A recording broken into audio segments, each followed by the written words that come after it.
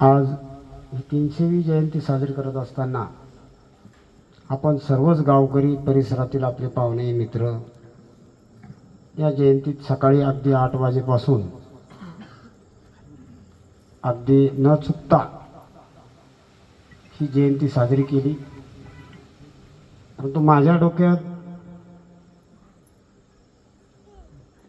गेल्या 8-10 दिवसापासून एक विचार होता। जयंती दरवर्षी साजरी करतो मित्र, आपण नाचून फुगड्या खेळून डीजेच्या ढोल ताशाच्या तालावर अगदी अहिल्याबाईला डोक्यावर घेतलं, डोक्यावर। पण नुसते अहिल्याबाई डोक्यावर घेऊन जमेल का? तर अहिल्याबाई डोक्यात घ्यावं लागेल। म्हणून आज भोसले त्यांना या ठिकाणी मी निमंत्रित केलं। आपल्या डोक्यात गेलं पाहिजे। आपण नाचून डोक्यावर घेतलं दिवसभर, उन्हात तानात उपाशी तापाशी बघितलं। आज 1500 लोक गावातील महिला पुरुष तरुण अगदी बेधुंद झाले होते। परंतु ते तर करावंच लागेल। ते डोक्यावर घेण्याऐवजी मी म्हटलं डोक्यात घ्यावं लागेल। आणि डोक्यात अहिल्यादेवी छत्रपती हे सगळे महान पुरुष, डॉक्टर बाबासाहेब आंबेडकर, अण्णाभाऊ साठे, हे सगळे डोक्यात जाण्यासाठी विचाराची बैठक लागते। आपल्यात कोणीतरी एक प्रबोधन करता लागतो, मार्गदर्शन करता लागतो। म्हणून आज भोसले ताईंना या ठिकाणी निमंत्रित केलं। मी दुपारी सांगितलं अगदी सोयगावपासून, कारण भारतीय जनता पार्टीने आम्हाला तो कार्यक्रमच दिला। त्याचं कारण पण एक वेगळं आहे मित्र, राजकारणाचं बोलू नये पण बोलल्याशिवाय पण जमणार नाही। या भारत देशाला स्वातंत्र्य होऊन 78 वर्ष झाले। अनेक पक्षाचे सरकार येऊन गेले, अनेक पंतप्रधान झाले, परंतु या महान पुरुषाचा विचार त्या सेक्युलरवादाच्या नावाखाली दाबून ठेवण्यात आला। परंतु 2014ला तुम्ही आम्ही सर्वांनी भारताचे लाडके पंतप्रधान, कार्यकुशल पंतप्रधान नरेंद्रभाई मोदी यांना आपण निवडून दिलं। आणि हे निवडून दिल्यानंतर ज्या गोष्टी खऱ्या जगासमोर, देशासमोर, राज्यासमोर यायला पाहिजे होत्या, तो दाबण्याचा प्रयत्न या ठिकाणी सेक्युलरवादाच्या नावाखाली प्रयत्न झाला। गेली 78 वर्ष, त्यातले हे आता 14 ते 7-8 वर्ष, 10 वर्ष, 11 वर्ष सोडून द्या, परंतु 65 वर्ष जवळपास हे महान पुरुष ज्यांचं काय कार्य आहे हे समोर आलंच नाही। मग ते छत्रपतीचं असेल, अहिल्यादेवींचं असेल, काही अंशी बाबासाहेबांचं असेल, अण्णाभाऊ साठेंचं असेल, अनेक थोर महान पुरुष संत होऊन गेले। आपल्या राजकारणाच्या हवाशापोटी मतं मिळावी म्हणून आपल्याला या सगळ्या गोष्टींपासून दूर ठेवलं। त्याचं जिवंत उदाहरण देतो। या ठिकाणी आता सगळेच तरुण पोरं, कोणी 10वी 8वी 12वी, कोणी कॉलेज केलं, कोणी डिग्र्या घेतल्या असतील। तुम्ही आठवा, आमच्या पाठ्यपुस्तकाच्या धड्यामध्ये सगळे या महान पुरुषांचे धडे बदलण्यात आले।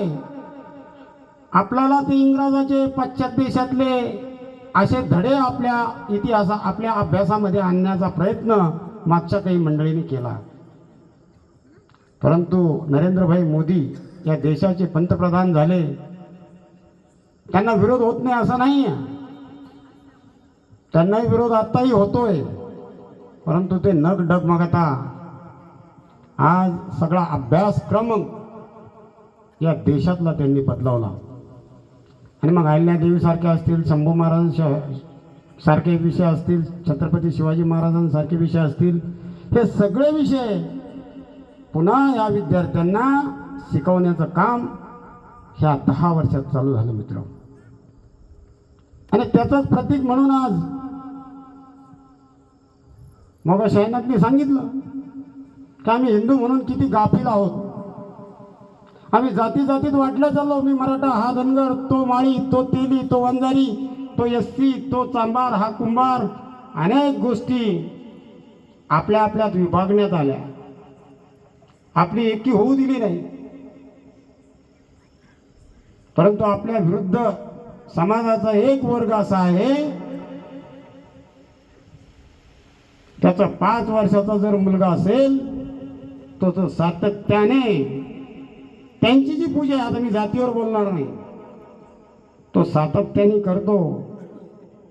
शानातने सांगितलं दुपारी, आमच्या 10वीच्या पोराला हरिपाठ माहीत नाही, 10वीच्या पोराला ज्ञानेश्वरी माहीत नाही, 10वीच्या पोराला गीता माहीत नाही, भागवत माहीत नाही, सप्ताह चालला तर तो तिकडे ध्यान देत नाही. ही अवस्था या ठिकाणी आपल्या सर्वांची चालली. मित्र,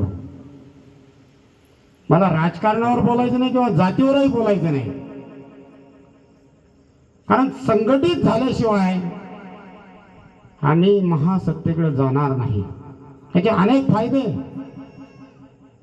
बर, ते जातात त्यांच्या देवाच्या पूजा करायला, ते काय रोज श्रीमंत होतात का?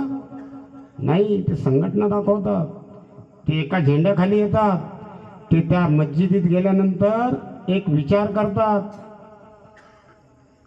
आणि मग ते त्यांचे विचार त्यांच्या दृष्टीतून ते मांडतात. मग आपल्यावर आघात निर्माण होतो आणि तो आघात परतून लावायची आपल्यावर वेळ आली तर त्यांच्या काही पक्षाचे लोक मग आपल्याला सांगतात तिथं सेक्युलरवाद, सगळ्या जाती धर्माला घेऊन चालायचं आहे. आमचे विषय आले मंदिराचे, सप्त्याचे, हिंदूचे, मग खोडा घालायचं काम केलं जातंय. आणि हे जर होऊ द्यायचं नसेल, आपल्याला जाती जातीत वाटायचं नसेल, हिंदू म्हणून एकत्रित राहायचं असेल, या देशाच्या प्रगतीसाठी जर एकत्रित यायचं असेल तर आपल्यालाही आपल्या मुलांना सगळ्या गोष्टी अवगत करून द्यावं लागतील. मित्र, तुम्ही बघता आजकाल व्यसनाच्या आधी आपली मंडळी सगळी जास्त गेली. आपल्या गावातच नाही म्हणत मी आता जिल्हाभर नवे तर 2-4 जिल्ह्यात तर नक्कीच फिरतो राजकीय दृष्टिकोनातून.